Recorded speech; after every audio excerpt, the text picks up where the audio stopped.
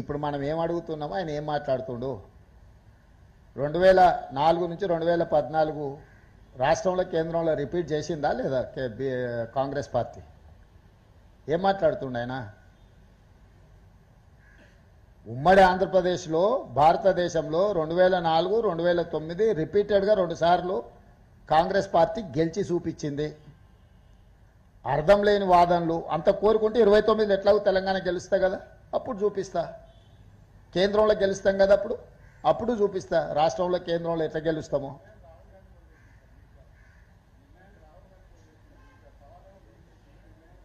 దేనికోసం అంట? ఖచ్చితంగా ప్రయత్నం చేయమని ఉంది. నేను అదే చెప్తున్నా, మోడీని గద్దె దించుతామని మేము సవాల్ చేస్తున్నాం.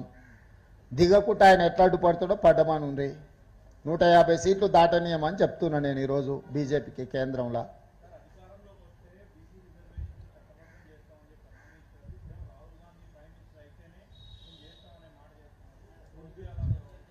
అయ్యా, అధికారంలోకి వచ్చిన తర్వాత చేయాల్సిన ప్రక్రియలు చేసిన తర్వాత వారు నియమించిన గవర్నర్ గారు ఆ బిల్లులను ఆమోదించకుండా రాష్ట్రపతి ఆమోదం కోసం పంపించిండు.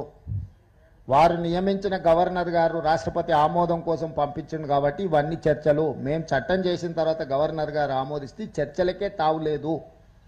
ఈ చర్చలన్నీ కూడా అర్థం పర్థం లేని చర్చలు. కిషన్ రెడ్డి గారు చేస్తున్న వాదన పసలేని వాదన, పైసకు పనికిరాని వాదన. ఇక నేను అదే చెప్తున్నా కదా, ఎవరిది డ్రామానో ఎవరిది నిజమో తెలంగాణకు వస్తే తెలుస్తుంది. ఇక్కడ ఢిల్లీలో కూర్చొని మాట్లాడితే ఏం తెలుస్తుంది?